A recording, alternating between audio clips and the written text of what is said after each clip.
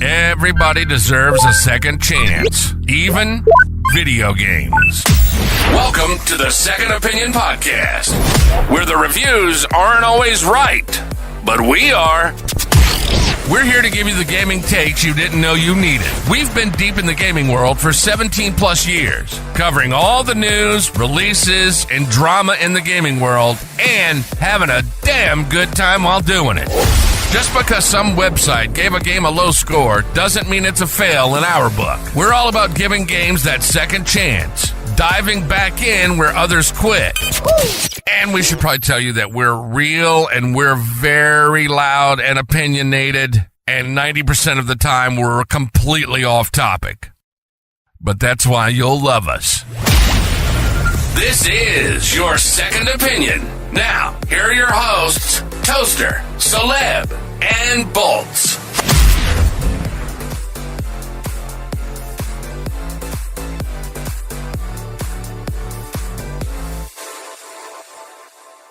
Hey, what's up, guys? Welcome back to another episode of the Second Opinion Podcast, episode number 386.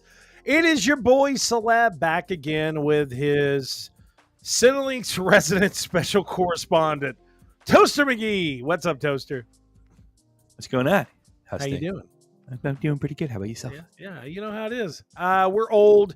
We haven't been able to podcast much as of recently, but we're podcasting today, and this episode is going to be kind of short and sweet, but we're going to talk about some good stuff and kind of reminisce on, days of the past, I guess. I don't know. But before we really get into heavy on this episode, we're going to talk about what have you been gaming. So, Toaster, what have you been gaming? Ghost of Yotai. So good. It's so good. And it's just, especially I can't say this enough. The Watanabe mode is fucking amazing. You got a bad day at work. You come home, you lay on the couch, you let Atsu in the smooth lo-fi beats inspired from such shows as Samurai Champloo and Cowboy Bebop. It picks up when it needs to. It's low key when it needs to be chill. And I mean, it's the perfect accompaniment to just exploring that world. I really agree. I finally have made it into the last area, I think. I'm not sure. I haven't been trying to find out how much time I have left in the game because I've just been enjoying it so much with just exploring. But I did just unlock the trophy that I had found pretty much all the springs and the fox dens. Yeah. And I haven't got a chance to do that yet. I have a pet wolf finally. Because once you max out the wolf tree, the wolf just shows up anytime you play your Shimasu. God, that's so cool, bro. It's such a cool addition to the game that you never really thought that you needed. You know what I'm saying? Yeah, it's just and I picked up Outer Worlds 2. Oh man, I hate you so much. Do you have Game Pass, man? It's really good. I haven't gotten too deep into it. I literally just started, but I'm having fun so far. I made the Space Ranger toaster. So, of course. Which I think that's going to be my new thing with the Bethesda type games is, especially you saw my Starfield character. It was amazing. Yeah. Well, running around in a flannel and cargo. It was perfect. Cowboy hat. Right? Yeah. It was perfect. So basically, that's what I look like in Outer Worlds 2 now. Because I found a cowboy hat.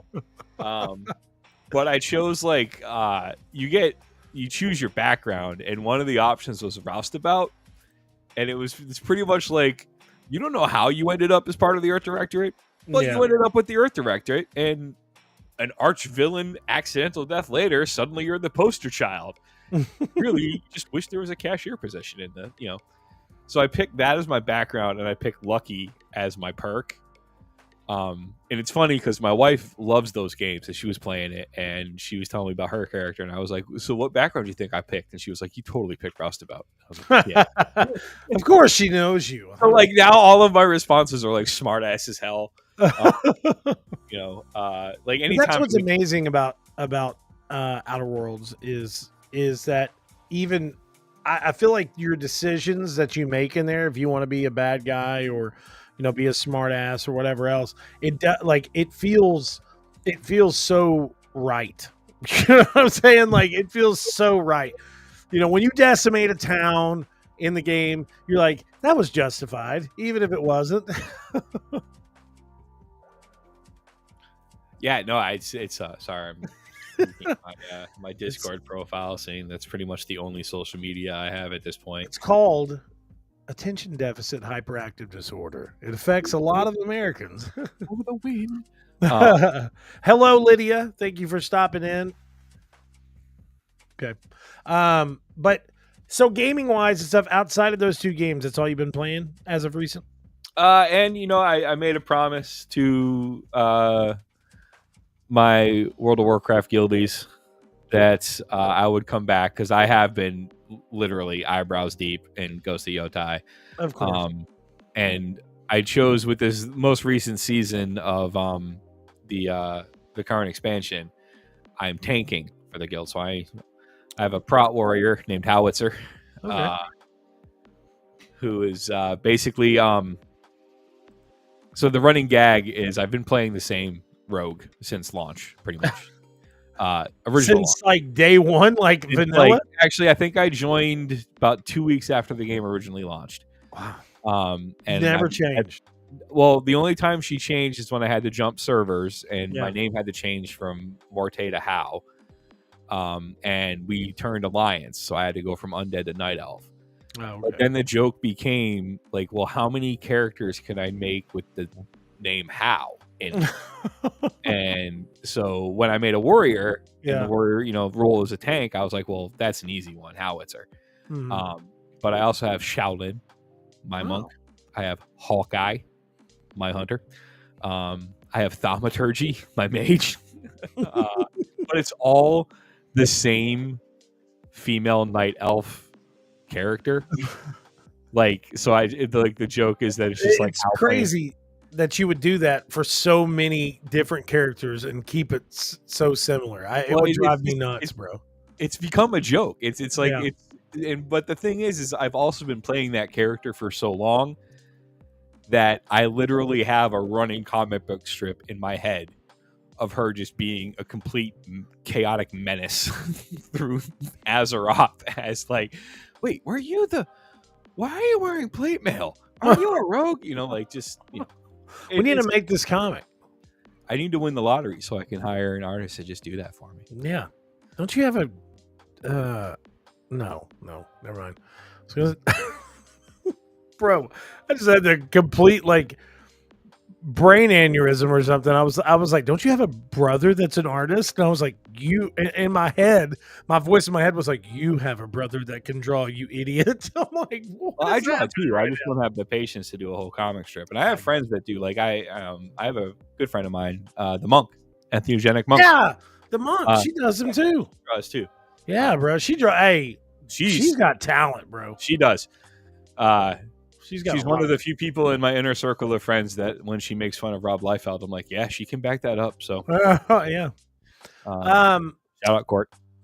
Well, gaming wise, I've been playing a lot. I've been reviewing a lot of games. Big shout out to Bethesda for sending us a copy of Fallout Anniversary Edition. Not having any problems on console. I've heard that there's been issues on PC.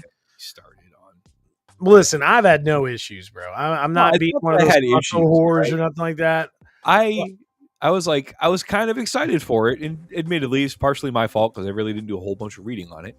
But I was like, oh, Anniversary Edition, cool shit. And then I was like, wait a minute. So it's the DLC, which I've got. Check. It's like the addition of a creation pack. $20 of Creation Club bullshit? Yeah, pretty. Oh, well, listen. So it's pretty much, yes. But mind you, I haven't really gotten into Fallout. Oh, okay. 4 until I think the last time that I really played Fallout 4 was like the last DLC that they released, and that's the last time that I really was into it. Like I knew the story, I knew the characters, knew where I was going, knew exactly what was happening. But this one I started fresh, started new character right out the bat. I completely turned away from the normal Having the conversation with Cogsworth at first, I was like, I did that like for the initial video review, and then I started over fresh, and I was walking and was like, talk to Cogsworth. I was like, nope.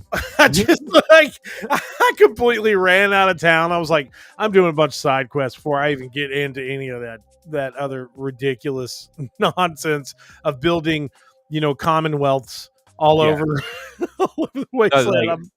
So I pretty much just straight lined that game in its entirety. And like my settlements were taken care of to the extent they needed to be taken care of so I could finish a quest. I also had to deal with the fact, and I have told you this story, of the Brotherhood of Steel having shoot on sight orders whenever they saw my character. Yeah, I remember that. So for any new first-time players, if you don't want to have to steal food from people, don't join the Brotherhood of Steel. Yes. Because they won't let you leave. And then being the chaotic good murder hobo I am, I still didn't want to be part of that, so I ended up annihilating murder hobo. I got a cool trench coat out of it and a suit of powder armor. But yeah, then after that, they were just like, which actually took out. I actually had to play the game again because it took out the whole Cambridge segment. Because when I showed up to the police station there, all of the Brotherhood of Steel, including my voice actor buddy, they all shot me, so I had to shoot them.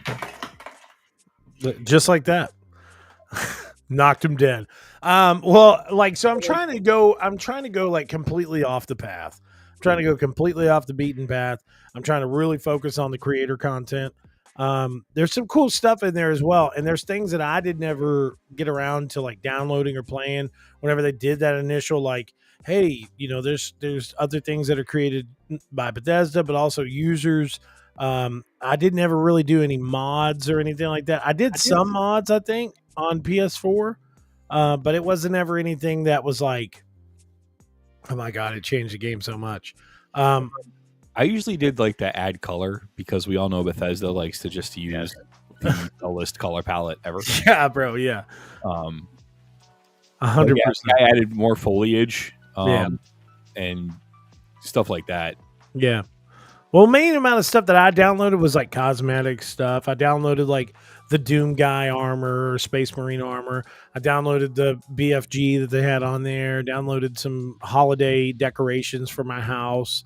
Kind of small stuff, but there's some things from the DLC that I never got around to doing. I don't think I've ever finished the full story of Far Harbored. I don't think I ever finished the entire story of Nuka World. So I'm really going to kind of just dive back into it. I'm going to get my impressions of the review up really soon. Also have a few other reviews that I have one other review that's still behind that I'm not going to talk about just yet because I've had issues with that game. not in the sense of technical issues, like not being able to play the game or something, but there's things that I don't really understand about the game that I'm like, what am I doing? So that one's a little behind, but I want to give also a really big shout out to first off Atari for sending me and the kids the Atari 2600 Plus Pac-Man edition of their new Atari console. So this Atari console is really cool, and it features all different types of cool stuff. And it's really nuts to me, man. It launches like 169, I think, but you could play all the Atari cartridges on this actual system. So it's not like a digital system per se. It's more like it's an actual Atari.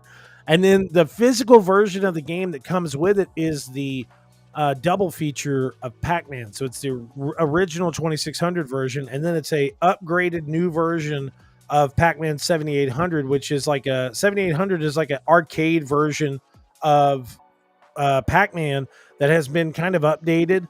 But I did an unboxing of that, and it was really, really cool. It was a great mailer that we got.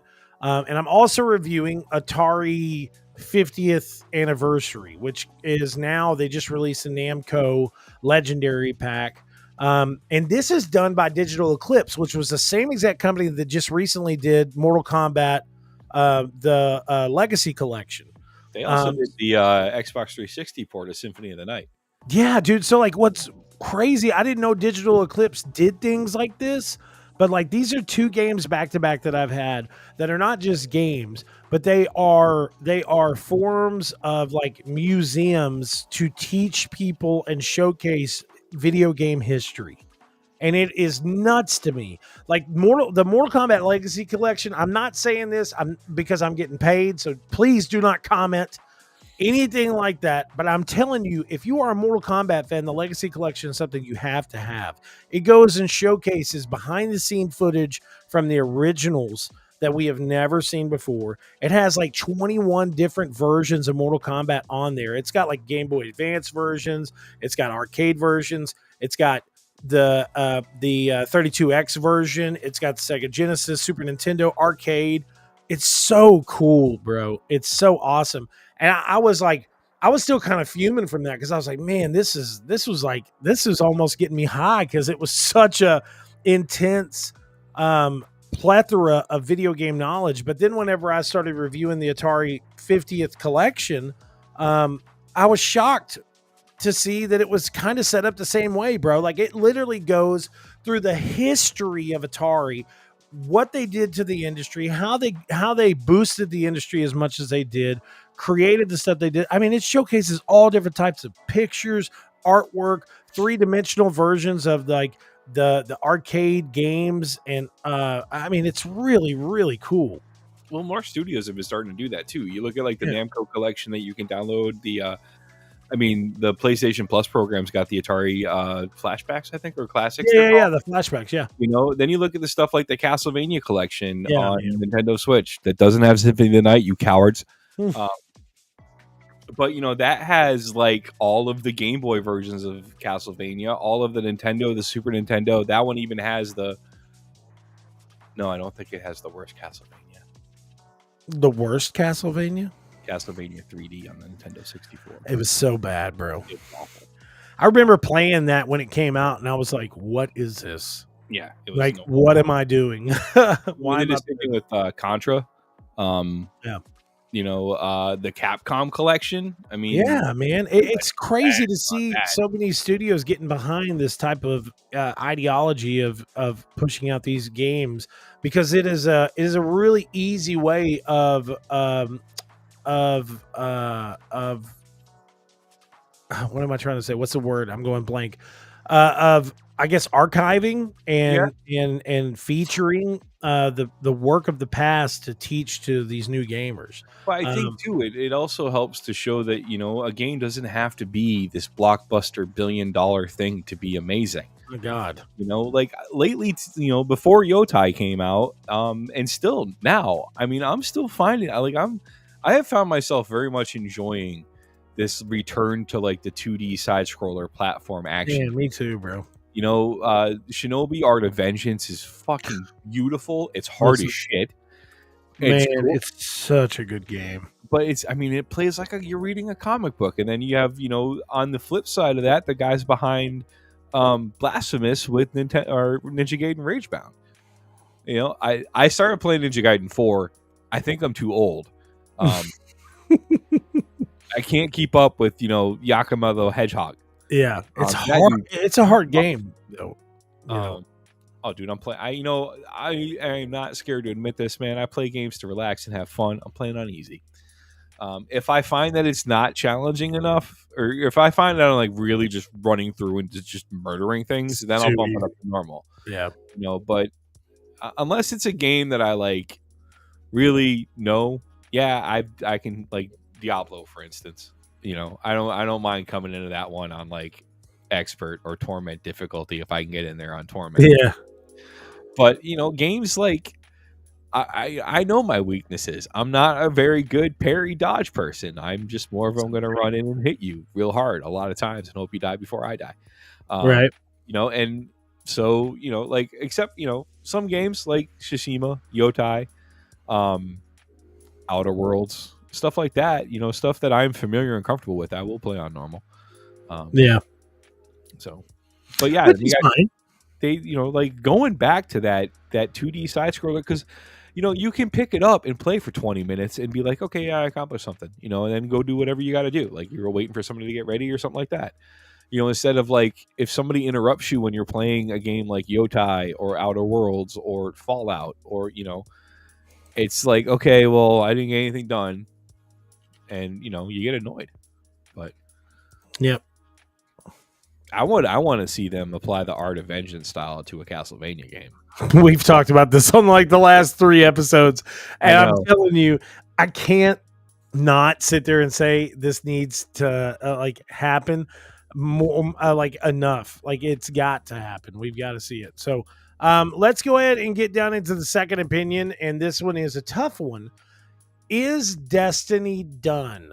So Sony has officially confirmed that Destiny 2 has fallen short of expectations, forcing the company to record an estimated $204 million worth of impairment related to Bungie's assets. So it says regarding Destiny 2, partially due to the changes of the competitive environment, the level of sales and user engagement has not reached expectations we have had at this time during the acquisition of Bungie. The CFO, Lynn Toe, said recently. So I know she also commented that Marathon is still scheduled to launch end of March of 2026. But Toaster, as somebody that frequently played Destiny, what you got to say for yourself? Like, why have you not been playing more? They lost the narrative. Yeah. Like it. I mean, I love Destiny 2 for what it is. Yeah. Like Gambit is a lot of fun. I love playing Gambit. It gives you the chance to do the PvE stuff, and if you want, go do the PvP stuff. And you don't have to do the PvP stuff to feel like you're contributing. Their camera control, like their first person camera is fucking amazing. Yeah. I that is the best first person camera or best feeling first person camera on the market in gaming, hands down. You can have your opinion, but it's wrong. That's how I feel about their. How dare you? Well, dude, their camera got me better at the game. At first person shooters as a whole. It's precise. You really can't. But it's not loose, and that's the night. When I say loose, for those of you that have played Doom or the new Wolfenstein games from Machine Gun, like Machine Gun's camera felt wicked loose. Like you could not get. Oh, bro. Now listen, that I will totally agree with you on that. Like the camera. I'm sorry, I keep switching the view of this like constantly. The camera on that was crazy, bro. It was really, really crazy. Like you barely touched to the left. Hold up real quick. I'm sorry. Lydia says, honestly, I haven't played Destiny 2 in a few years. After Beyond Light, it's been a little meh. Right. Like it's like there's the story. The story it doesn't feel like there's a good story now. It's just like, and honestly, I mean, I fell for it because I'm a fucking Star Wars nerd, and I fell for it because I love Mass Effect. I bought into those things. My hunter is walking around looking like a scout trooper. Yeah. And my ship that I fly into destination is the Normandy. So, like, and you can't help but fall into something like that. Like the Star Wars stuff. Because years ago, when I first started doing this show with them, I went off about microtransactions. I was like, rah, rah, rah.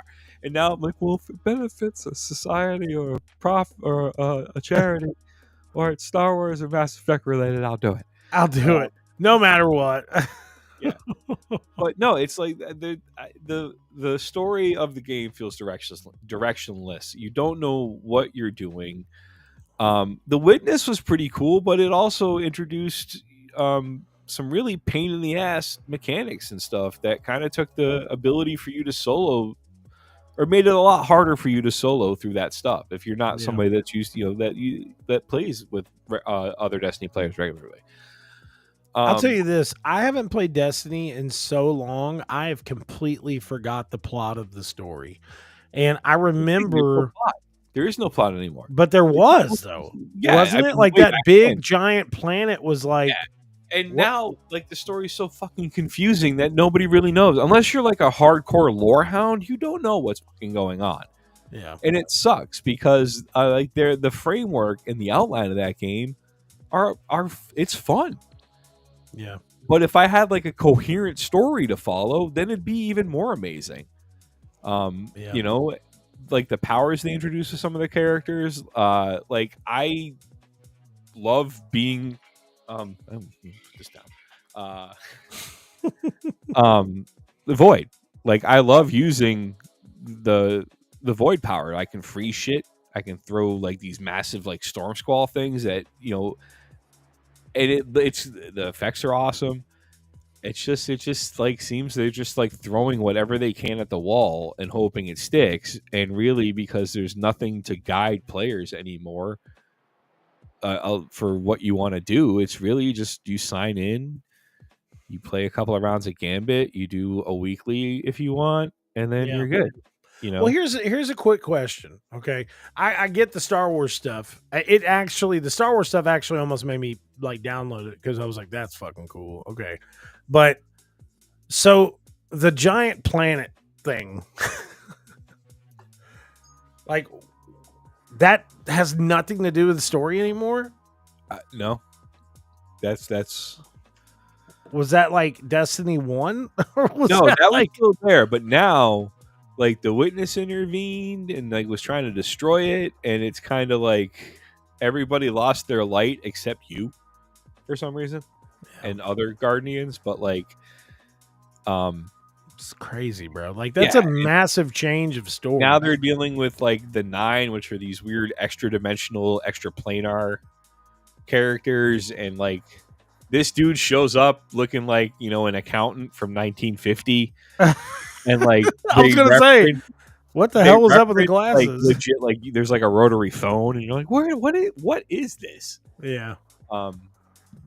Lydia says, after the end of the Dark VRS Light saga, I feel like they are really trying too hard. Even with Beyond Light, it felt like they were trying too hard to be cyberpunky and weird cyberpunky.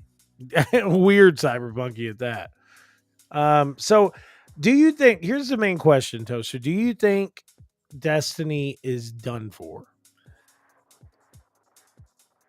I think unless something changes drastically in the way that they present their story, and like they unless they can figure out how to make the narrative engaging again, I think more and more people are going to just, I mean, especially when you have like Borderlands 4 out there, you've got, you know, Battlefield 7, Call of Duty, you know, like, I mean, Destiny, it needs a story. It needs a reason for people to want to play other than just, well, can I get the latest exotic, you know?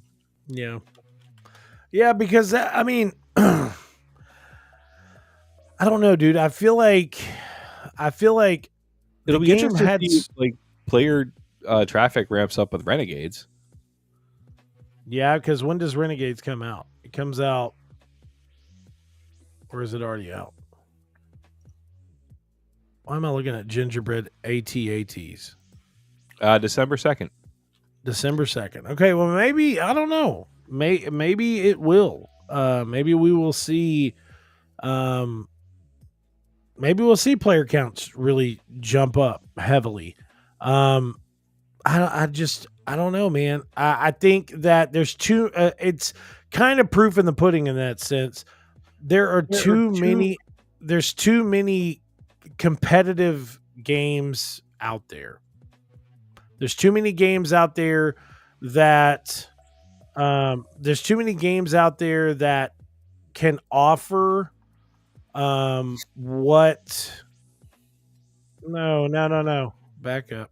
There's too many games out there that can offer a better experience for a live service game that is continuously updated and supported with a expansive story. And I know you hate me talking about this, okay? I know you do. I know you hate it. I know you know the live service game I'm about to bring up.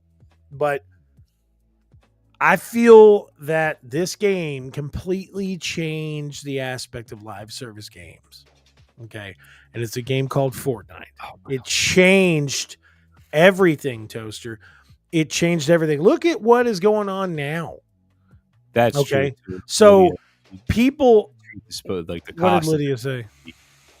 They get pretty pretentious with the cost of their expansions if you want to get all the cosmetics and shit that come with it. Let's see what Lydia said. They probably should not have charged over $100 for DLC. That's not real though, right? Like, what do you mean $100? Like you had to pay $100 over a certain amount of time, or it was $99 for a new DLC? $99. Have they done that in WoW before? No. Well, yeah. If you get like the collector's edition, but you usually get a pet. But most of the times, like whenever if I had it pre-ordered right now, I could play in the beta. But I might get yelled at yelled at for this by my guild. But I don't like pay attention to the stuff before because I don't want to spoil it. That's why I want to come into it and fresh, be like, let me enjoy WoW. Before it turns into it's more of the same thing. Let me get into WoW. I'll say this, bro. So hold up, $100. I'm confused, bro. What do you mean $100? Like the DLC itself was just $100. You didn't get like a collector's edition or anything like that. Just to play the DLC, it was $100.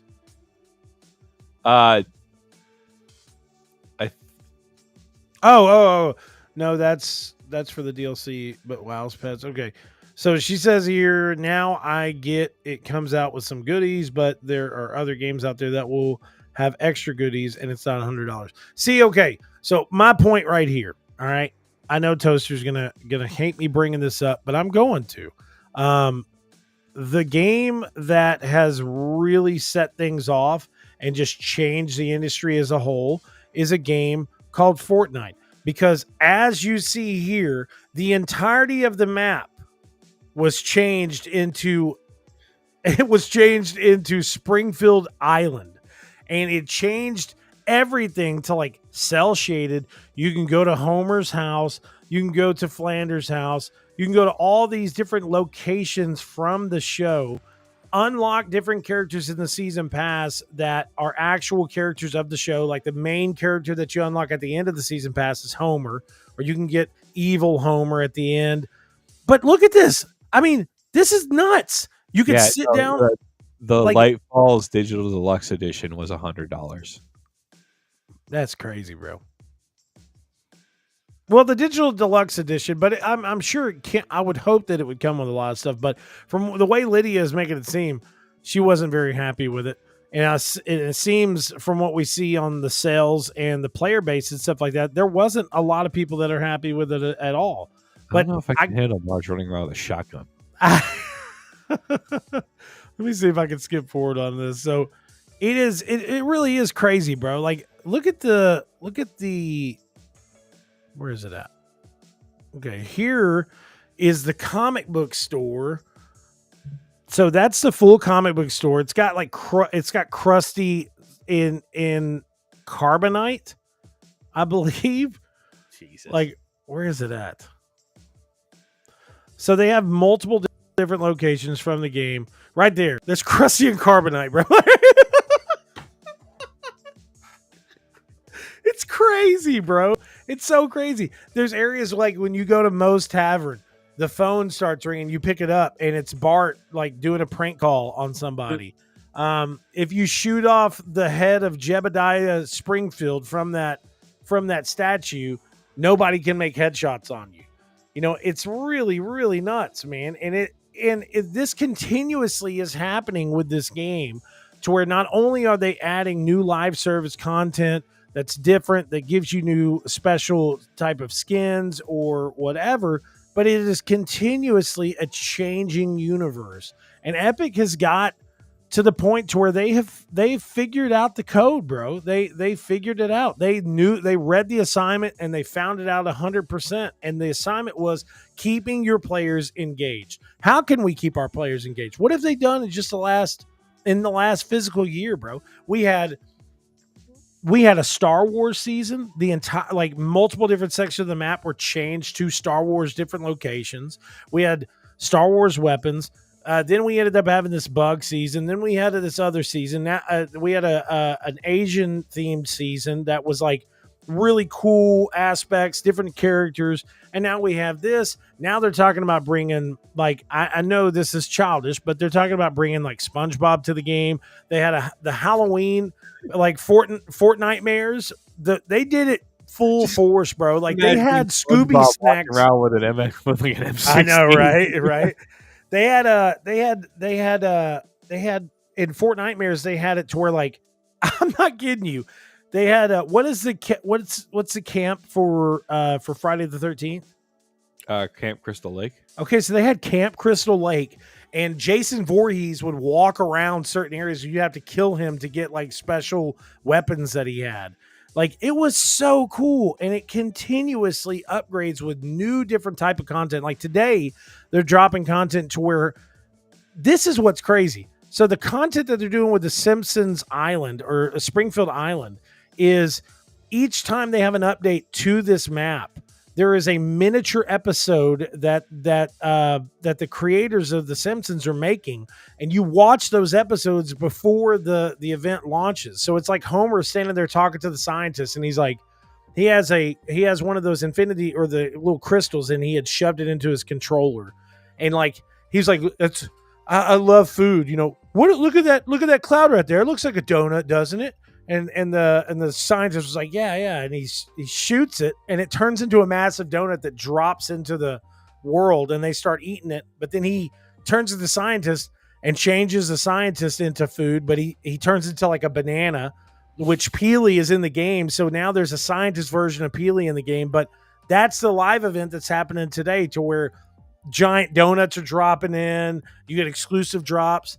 It is a simplicity of just looking at your fan base and saying, hey, they're really reacting well to us changing the map and adding new different styles of gameplay continuously. What's a really good thing that we can do? Oh, we can base it on different genres that have come out. You know, like they dropped a skin pack for Alien Earth that is the alien from Alien Earth, and it was so sick, bro. Like, I have the original Xenomorph, but the Xenomorph in Alien Earth was different, man. It was like this type of dog mix. You know what I'm saying? Like, yeah, it was pretty cool. But I don't know. I just think that companies like Bungie that have the backing that they do at PlayStation, I feel like they could have done so much more with Destiny to make it grasping to keep players playing. Well, it just goes back to the story. Like, they made it story driven. Fortnite isn't story driven. No, well, Fortnite is. You know what I mean? Yeah, it's not like it's not. You can take the narrative out of Fortnite and still have Fortnite. Yeah, you can. That's the problem that's hitting Destiny 2, is you've taken the narrative out of it, or just fractured the narrative so much that it doesn't make sense anymore. You know, and you, at the same time, you haven't done anything to kind of change the makeup of the PvP side of it. You still have, you know, the Crusade, or the whatever they're called. You know, Gambit was Crusaders. I can't remember, or Crucible. That's the word. Oh yeah. You know, so it's like they just kind of like ran out of gas in the middle of the road. You know, they did, and they need to figure out where they want to go with it. Do they want to make it a PvP thing? And if so, then focus on that. Or do they want to do a PvE thing? Then, you know, focus on PvE. Yeah. You know, I'm sure it cuts down to more dire, like, miscommunications or understandings of what the future of Destiny is really about, because we've seen massive layoffs. We've seen all different types of stuff. We've seen shakeups at Bungie. The only thing I could say that is going good for Bungie is that Marathon is going to come out. A lot of people are really, really excited about Marathon, so we'll see. But we're going to move on. We're kind of running out of time. The only problem with Marathon was the whole stolen art thing. Yeah. That's true. Not starting out on a good leg, or a good foot, whatever. I just read your message to me. We've turned this whole show into nothing but Destiny. So Lego reveals the first look at the new Legend of Zelda set, and I'm going to show you guys this. Look at this toaster. Look at it in its majesty. I did. I watched it. We're going to watch this real quick, just in case if you guys haven't seen it.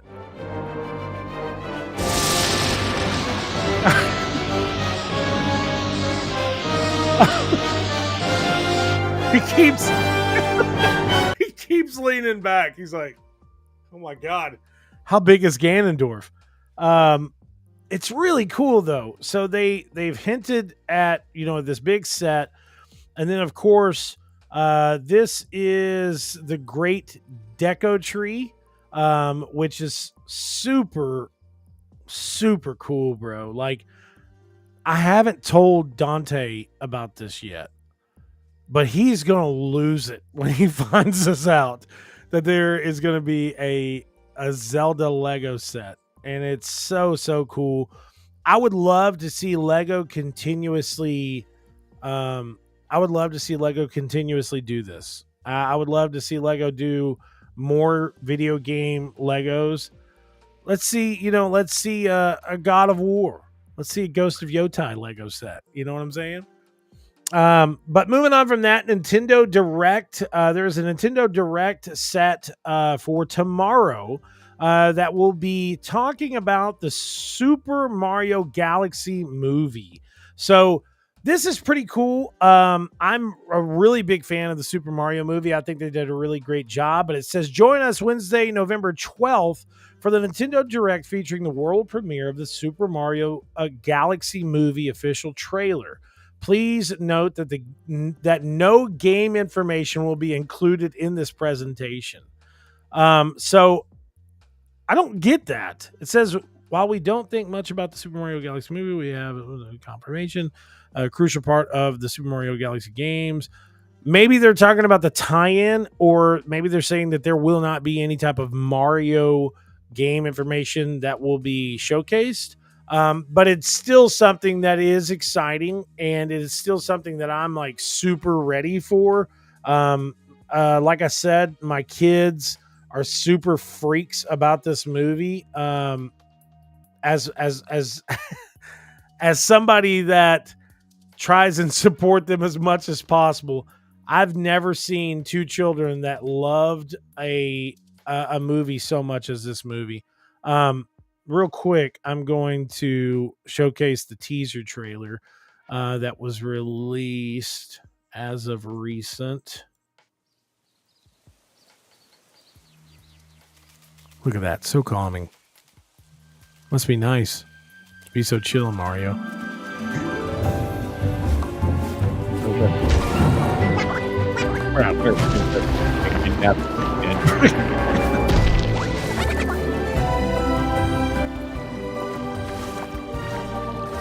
I mean, classic right there.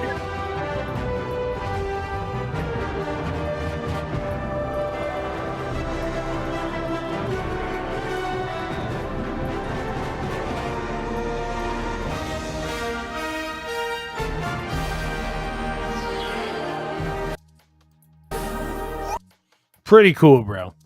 Pretty cool. So I don't know what this means, but Dante, he's starting to be such like he's starting to realize what Easter eggs are. And whenever I showed him this trailer originally, I was like, yeah, man, look, it's the Mario Galaxy movie. And he's like, yeah. And he was like, wait a second. He like goes up to the TV and he was like, look at the pink words. I said, what does it say? He said, Galaxia. And I said, yeah, sure. It says Galaxy. He goes, look, that's Easter eggs. He said, there's a UFO and there's a castle and there's like a question mark on there. I said, that's probably stuff they're going to show in the movie, son. And he was like, oh my God. Right. Yeah. He was super excited. But it's just really cool to see Nintendo really embracing this this partnership that they have with Illumination, especially since Illumination is a Sony company. I would love to hear more about the Zelda movie as soon as we possibly can.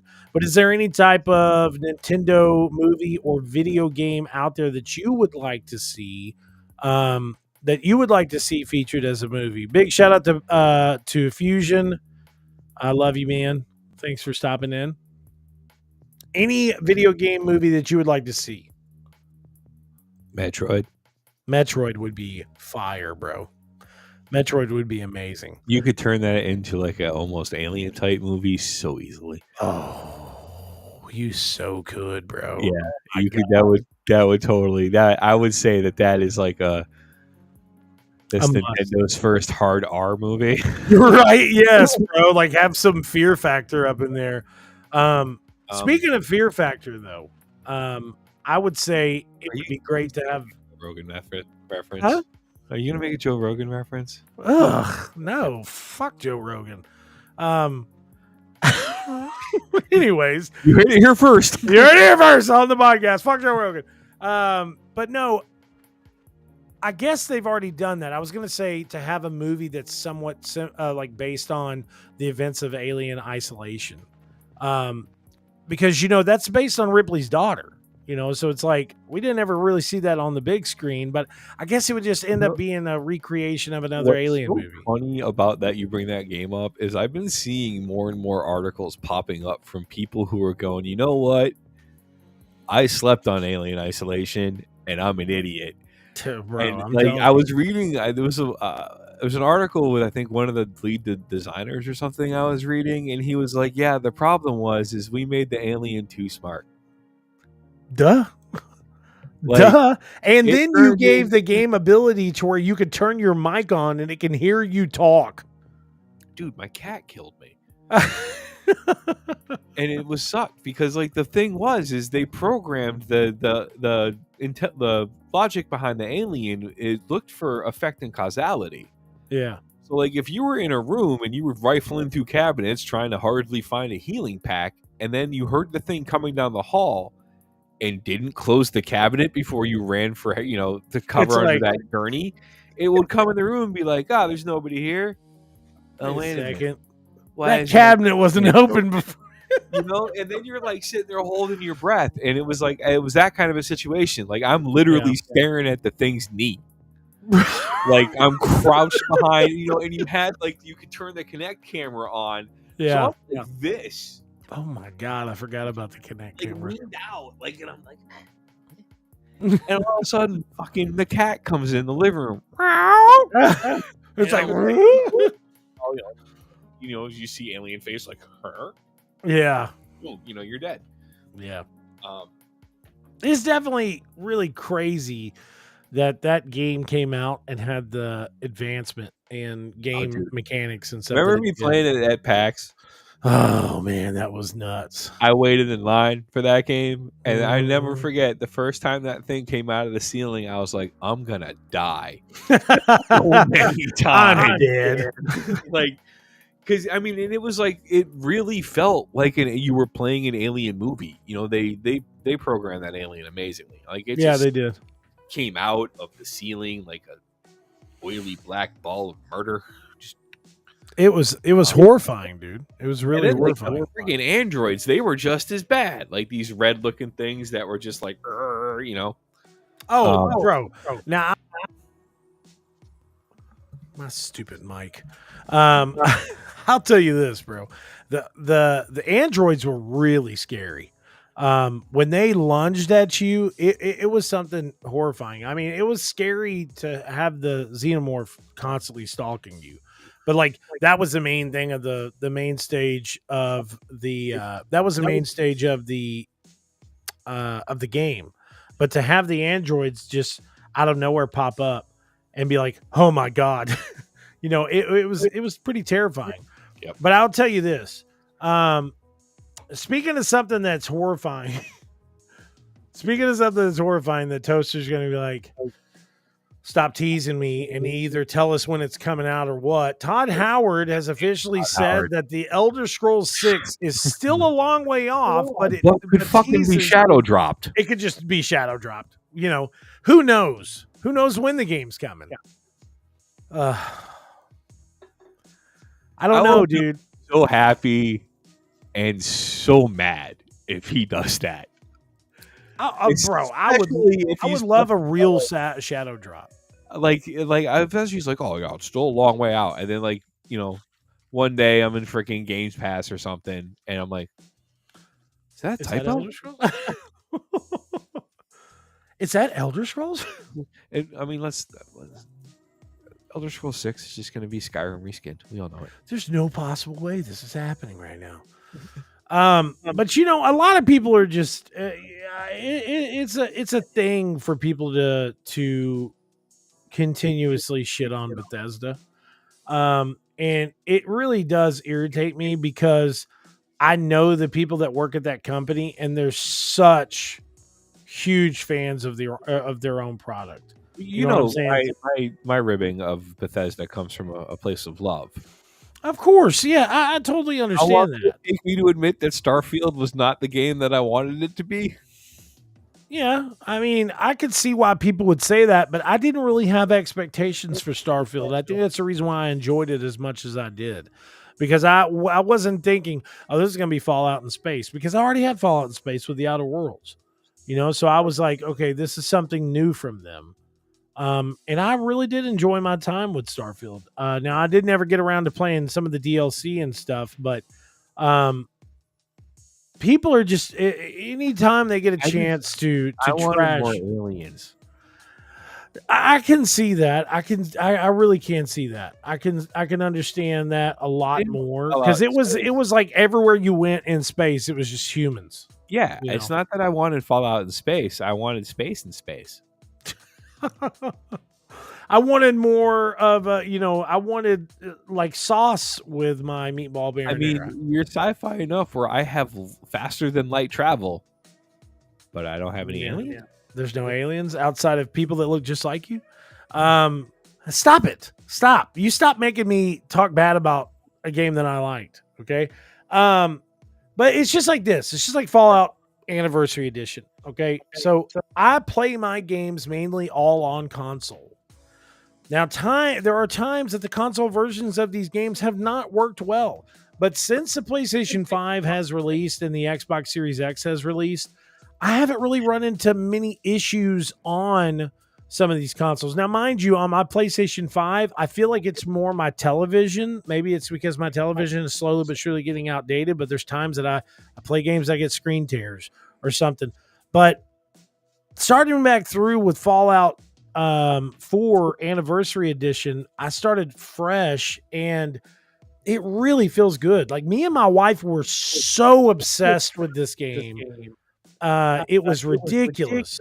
And as we continuously played it, we helped each other try and figure more out about this game. But while I was in there playing it, I haven't unlocked a security console or a command console in years. You know what I'm saying? I haven't done any of the command codes or command consoles. And I looked at Darren and I was like, how do you do this again? I'm a little confused because I'm not somebody that continuously has even tried to play Fallout 76. So I'm kind of lost at this. So we sat down and got into it, and Darren's like, I got to get up and get out of here. I said, why? She said, because now I'm sitting there thinking I need to download this on the PlayStation 5 in the room. And I was like, why? Why, Darren? You starting to feel like you're going to start getting obsessed with the game again? She said, yes, because it was one of those games. I feel like the games, dude. It's a siren song. Trust me, it really is. I've heard the low, keening, sweet, sweet sound of Skyrim calling my name, especially in the holiday season, man. Yeah. And that's kind of like with that title, and of course, it's not Christmas yet. We still got Thanksgiving ahead of us, but I always look at Thanksgiving as like, it's pregame Christmas. So, but I feel holiday gaming is just something that is so meaningful. And since we're talking about the Elder Scrolls 6, with Oh shit! what? It released today. What? The original Skyrim, the original release date What? was No. 11/11. It 2011. was 11/11. It was 11/11/11. Oh man. So it's the 14th anniversary? No. Wait. Yeah. No. Yes. Holy shit. Skyrim is 14 years old? No. Yeah, 14 years old. Oh, what? Wow, that's crazy. 14 years ago? What the fuck? God. I remember when we played that shit in Caleb is PAX realizing Prime. how long he's known me now for. Yeah. You remember that? You remember when we played that was a midnight launch. Me and fucking Dunny McGee. Actually, no, wait. Wait. That wasn't Skyrim was a midnight launch for me. Oh yeah. That's when me, And then- Skelly, and Quinn went to PAX. Yeah. And I got the collector's edition and doing chills on one of my freaking flower pots. Such a good collector's edition. It is. And then we were talking about this last podcast too. Like the last time I had a really truly good midnight launch was Mass Effect 3. But no, Skyrim, yeah. That was Look at him in all of his glory. The man, the myth, the legend. such a great fuck. You know the problem with that game is though, is I always start off that game being like, I'm gonna play different this time. I'm gonna play a mage. I'm gonna use magic. By the time I'm like level 25, no. I'm running around with the Croesus mask in dragon scale armor and just headshotting people left and right with my dragon bone bow. That was usually my problem in Fallout. I was always like, I'm not going to be a good guy. I'm going to be a complete jerk. I'm going to just do my own thing. And I'd always end up getting back onto this, like, oh no, I've got to help the Commonwealth grow. I can't be the best. What was his name again? What's the guy's name? Whose name? From Fallout 4 that tries to help, that he wants, oh man. Nick Valentine? Huh? The Valentine was it was a character I could never forget. The guy with the cowboy hat on.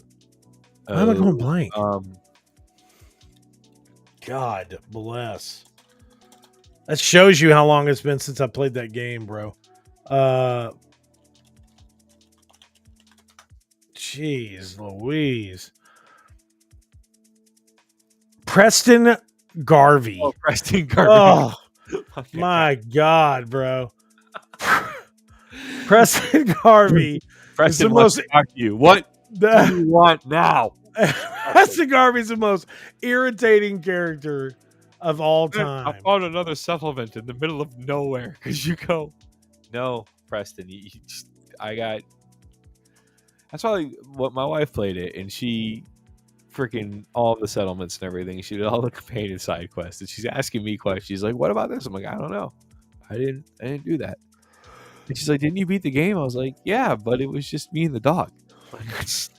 Like I did what companion quest I had to advance the story, but it was just me and the dog hanging out. Just got my settlements to like 60%. Like, are you sleeping? Are you eating? Then you're good. I'm gonna go now. Why can I not pull this up? I was gonna Yeah, show I this swear to God, Todd stupid Howard, Preston if you Garvey. shadow drop the Elder Scrolls 6, I'm gonna find myself in the weird position I was at the season finale of the first season of The Mandalorian, when like, oh, Luke's here and he's a badass, and then my other brain went, why is it always fucking Luke? Yeah, but man, that was so fucking It was cool, sick. bro. Yeah, it was. God, that was so cool. They're like, is that an X-Wing? I was like, oh my God. I was like, no fucking way they're going to have Luke in this show. There's no way. I remember me and Dara were watching it together, and she was like, I said, and she was like, what? And I said, I think that's fucking Luke Skywalker. I sounded like some chick from the 1950s seeing Elvis. Look at this meme, bro. The beacons are lit. Settlement of the calls for aid. Like that, God, bro. Listen, I love you, Bethesda, but he's like one of the most irritating characters of all time. But back of what we said. So, I haven't talked about this yet. So, Todd Howard, okay, developer Bethesda Game Studios has announced that Elder Scrolls 6 is more than half a decade, blah, blah, blah, according to, wait a second. It says, Howard said in a GQ interview, the game is still a long way off. In this interview, Howard also teased that Elder Scrolls 6 is when it is ready for release, the company might just do a shadow drop. You might say that we want a test run. It worked out very well. It says back in April, and GQ mentioned Bethesda shadow dropping the Elder Scrolls 6 Oblivion Remastered back in April, and asked if the company could actually do that with Elder Scrolls 6. And he said, you might say it was a test run and it worked out really well. So that would be cool. It would be great for us to just be living our life, and then Bethesda's like, hey, Elder Scrolls 6 is coming out today. Right. I'm like, oh my God. Especially because a lot of people I feel like are at the point of being tired of hearing about GTA 6. But I really feel like Take-Two and Rockstar, they've got something really big planned, bro. Like some of this stuff that I have seen and read of what this game is going to be, Take-Two is trying to make this like the next evolution of gaming. From what I've seen, like 80% of the buildings in the game will be explorable. There's going to be huge interaction on this game like we've never seen before. Massive map.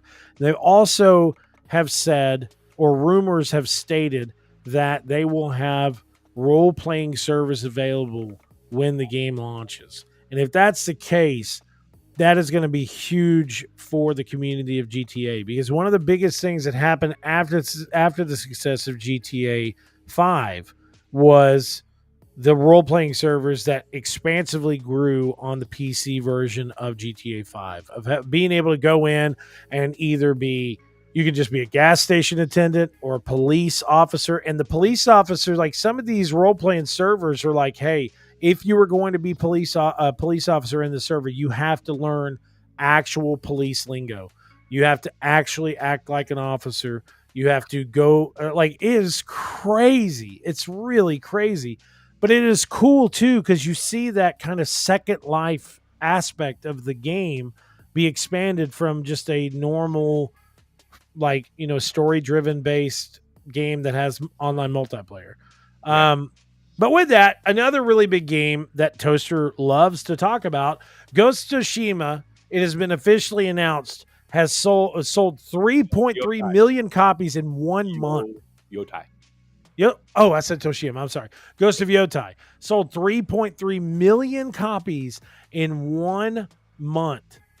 I don't know if Ghost of Tsushima did that, but it says, okay, look, I'm wrong here. So Ghost of Yotai sold 3.3 million in the first month of its availability. Toshima sold 2.4 million in the first 3 days, 5 million in 4 months. So I think that's right. That shows that Yotai does still have the same exact pool. Picking up speed. Yes, it's picking it up for sure. I think and the game is brilliant, bro. I mean, the amount of times that I've found myself walking aimlessly in that game and just being like, oh, man, this is beautiful. Or the moments of the using some of the accessibility features that they have in the game, or doing some of the side quests and finding out that those side quests they're not meaningless side quests. They end up giving you more information to turn into a bigger addition to the story. I don't know, Toaster. I mean, maybe you can explain it better than I am right now, but it is a masterful game. So, I mean, for me, like, it's the freedom to play Atsu how you want. You know, Yeah, like Ghost of Tsushima was, it was beautiful, and it was new. It was something new, which is, you know, and I mean, everybody, I don't know, every video game action nerd wishes they could be a samurai. Of course, You know, that kind of thing. But, you know, I think part of the thing with Tsushima, though, is you instantly felt guilty, like, if you did anything stealthy, because there was always somebody who's like an elder or something being like, that's not the samurai way. Like, Atsu doesn't have to prescribe to that. You can play as an honorable samurai if you want. Yeah. Like, the whole standoff thing is there. And, you know, I think it took me a little bit to get used to the fact that there are guns in it now. Yeah. You know, I'll agree with that. That adds an extra level to the combat, because then you got to freaking take out the gunman, as Chevelle said. So, but you could still be such a badass in that game. And like what you said, there's not that guilt that's hanging over you, right, playing the game a wrong way, because I don't think they promoted it as wrong. They were just like, if you do it this way, then this will happen. There was the whole story. Yeah. Like, you know, I think something that would have made Tsushima just amazing, like from top to bottom, is if once you beat the game, they let you play it how you want to play it. Yeah. Like, if you wanted to go into a heavily populated fortress and do a standoff, because I tried a couple of times. It's like, no, you have to play this section of stealth. But it's like, well, I don't want to have to deal with the uncle being like, you're a scumbag. Yeah. You know? God, that wolf. Yeah, it was awesome. And Yotai brings in a whole bunch of different elements. You know, now it's not stances; it's weapon choice that you use. You know, and I think the inclusion of the quest with the sensais and the whole focus more on the exploration of the world and like the lore of the world. You know, I think it's just that the next level of Tsushima. Like, honestly, I don't know where they go if they're gonna make a sequel to like, if they're gonna make a third installment. I really don't think they should, honestly, because like, you're at a high point now. Sucker Punch is a really great, massive studio that continuously has pumped out some really great games. Now, people will say what they will about the Infamous series. About like Infamous 2, of how it kind of had its downfalls from Infamous 1 or whatever, but there's so much more that they could add to showcasing the talent that studio has. I mean, I think they can go from Yotai, from the success of Yotai and from the success of the Ghost series, and hopefully expand into something new. Like, I would like to see something new after this game. I mean, unless there's just something crazy up their sleeve that they have planned. I don't know. All right. An hour and 8 minutes. It's a little bit more than what we planned. But, you know, we haven't done a podcast in a while. So, real quickly, I want to give another shout out to Bethesda and Atari, and all the other amazing studios that have really been supporting Cinelinx.com the way that they have. Big shout out to all the new and returned staff members that are on Cinelinx.com. Definitely make sure to head on over to Cinelinx and check out the really great content that we have over there. We've continuously tried to stay on the up and up and do some really cool content for you guys. Our holiday gift guide is coming very soon, so definitely make sure to check out there. It's kind of hold up, this is weird. It's kind of weird to get on Cinelinx and see my kids' faces on there, but I mean, ridiculous, bro. Look at that toothless boy up there. But it looks like an old Christmas Atari ad. Right. But we got some really great stuff available now, like the geek picks that Jordan does, some really great reviews. We actually just had the review of Predator Badlands come out as of recently. We've got some really great game reviews as well. Definitely make sure to check those out and really check out a lot of the stuff we have planned for the future. We plan on doing more live content, more streaming, and just overall content is really starting to kind of crank back up, especially with the holiday season. So make sure to check us out. And of course, he is a master class person, but Toaster has done some really, really great articles for Cinelinx. So definitely make sure to check out the ones that he's done there. And over the next few months, we'll be talking more about holiday stuff. I know I had this holiday theme set for this, and the last thing I wanted to say is, Toaster, you kind of did make a point when you were talking about Skyrim. I remember the year Skyrim came out, of course, 11/11/11. And I remember that holiday season just feeling so much more special.